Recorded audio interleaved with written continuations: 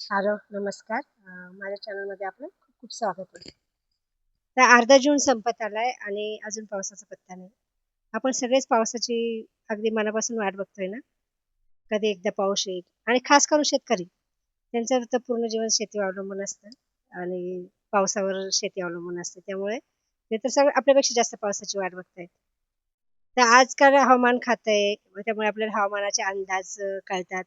म्हणजे पाऊस किती दिवसात येईल, ऊन येईल का, वादळ येईल का, हे आपल्याला सर्व आता कळतं. पण पूर्वीच्या काळी काय करत असतील बरं पूर्वीच्या काळीचे लोकं? म्हणजे आता खूप पाऊस येणार आहे, की कमी पाऊस पडणार आहे, हे त्यांना कसं कळत असेल? तर ते निसर्गाच्या निरीक्षणामधून ते ठरवायचे. आता कसं आहे, पूर्वीच्या काळी लोकांचं आयुष्य जास्त होतं. म्हणजे अगदी 100 वर्षापेक्षा ते जास्त जगायचे. तर म्हणजे ते एक म्हण होती ना, मी खूप सारे पावसाळे बघितले, त्या प्रकारे. तर अशा जी काही लोकं होती, वयस्कर लोकं होती, तर ती असं एक अनुभवातून आणि प्रत्येक वर्षाच्या येणाऱ्या पावसाच्या निरीक्षणामधून काही मतं मांडायची. म्हणजे पाऊस येण्यापूर्वी, आता पाऊस येईल की नाही त्यावर. ह्या वर्षी जास्त पाऊस येईल, असे काही त्यांचे निरीक्षण होते. आता एक Facebookवर पोस्ट खूप फिरते. म्हणजे ती जवळ-जवळ व्हायरल झाली आहे. WhatsAppला सगळीकडे कोणाच्या न तुमच्या वाचण्यात आलीच असेल. तर आता ती पोस्ट आहे जांभळाच्या वरती. म्हणजे यावर्षी जांभळाच्या झाडाला खूप जांभळं आली आहेत आणि म्हणजे आता यावर्षी पाऊस कमी पडणार आहे. जांभळाचे झाडे आपल्या पुनर्निर्मितीसाठी म्हणून खूप सारे आपली शक्ती लावून खूप सारे फळांचे उत्पादन करून ते जमिनीवर टाकतं म्हणजे त्यातून पुढे नवनिर्मिती होईल असं काहीसं. तर ते किती खरं, किती खोटं हे तर काही माहीत नाही. त्याबद्दल मतांतरे असू शकतात. पण पूर्वीच्या काळी खरंच विचार केला तर काय करत होते बरं पूर्वीच्या काळचे शेतकरी म्हणजे काय करायचे ते? तर बघा आता जसं मे महिना संपत येतो म्हणजे वैशाख संपत येतो आणि ज्येष्ठाला सुरुवात होणार असते. तर त्यावेळेस त्यांचा एक अंदाज असायचे म्हणजे आता रोहिणी नक्षत्रापर्यंत खूप जास्त असं म्हणजे पावसाची 9 नक्षत्र आहे. तर त्या 9 नक्षत्राचं पहिलं रोहिणी नक्षत्र. तर ते रोहिणी नक्षत्रामध्ये जास्त ताप पडली, जास्त कडक ऊन पडलं, तर मृगाचा पाऊस चांगला पडेल, असं काहीसं होतं. आणि मृग नक्षत्राचा पाऊस हा शेतकरी शुभ समजायचा, जर तो पाऊस पडला तर.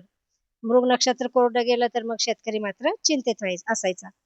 तर असं त्यांचं निरीक्षण होतं. तर एक निरीक्षण होतं त्यांचं म्हणजे मुंग्या. जर मुंग्या ह्या स्वतःचे अंडे घेऊन अगदी उंचावर जात असतील, तर खूप पाऊस पडणार आहे. आणि ते अंडे घेऊन अगदी अशाच आपल्या जमिनीवर दुसरीकडे सुरक्षित ठिकाणी जात असतील, तर नॉर्मल पाऊस पडणार आहे, असं काहीसं त्यांचं होतं.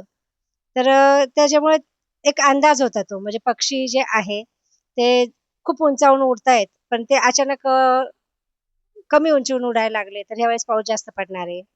अजून एक कावळा.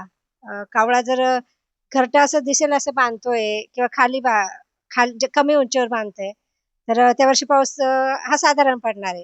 पण तो उंचावर आतमध्ये जर बांधत असेल यावर्षी मुसळधार पाऊस पडणार आहे, असे काही त्यावेळेच्या लोकांचे संकेत होते. पाऊस येण्यापूर्वी पावशा नावाचा एक पक्षी आहे, तो ओरडायचा. तर त्याचा जो आवाज आहे ना, तर पावसाचा पावसा, पावसा असा काहीतरी आवाज यायचा त्याचा. तर मग ते समजायचे की आता पाऊस येणार आहे. आणि बेडूक जास्त ओरडायला लागले, की लवकरच पाऊस पडणार आहे. चंद्राभोवती खळं तयार झालं, की आता पाऊस पडणार आहे. लवकरच पाऊस येणार आहे. आणि हां, सूर्यास्ताच्या वेळेस आपण सांज खुलली म्हणजे मावळतीचे रंग ज्याला म्हणतात. सांज खुलली तर समजायचे की लवकरच जे काही वातावरण आहे त्यात बदल होणार आहे. असं वर्षानुवर्षाचं त्यांचं काही निरीक्षण होतं. आता जांभळाच्या झाडाला जांभळं जास्त आली म्हणून हे माहिती नाही. परंतु पूर्वीचे लोक बोलायचे जर चिंचेच्या झाडाला खूप चिंचा आल्या, समजा त्या वर्षी, एखाद्या वर्षी नेहमी तर नॉर्मल येतायत, पण एखाद्या वर्षी भरघोस आल्या, तर ह्या वर्षी नक्की दुष्काळ पडणार आहे.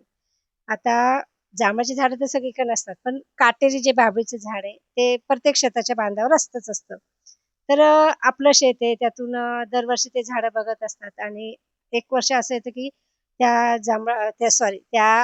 बाभळीच्या झाडाला खूप शेंगा आल्याय, खूप पाला आलाय. तर ते समजायचे, की आता यावर्षी पाऊस हा कमी पडणार आहे.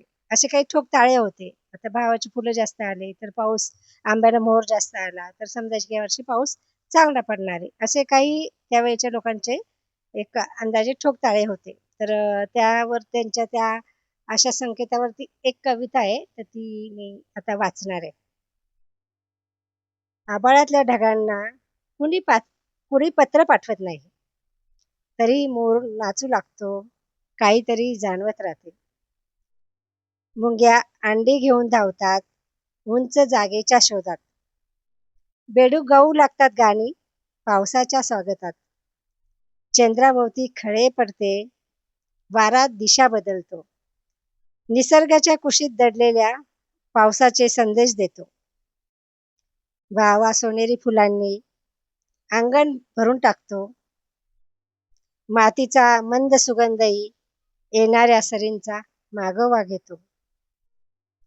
ना हवामान खाते होते, ना मोबाईलची साथ होती, तरी शेतकरी वाचायचा निसर्गाच्या मनातील बात. प्राणी पक्षी झाडे वारे सारेच बोलके होते.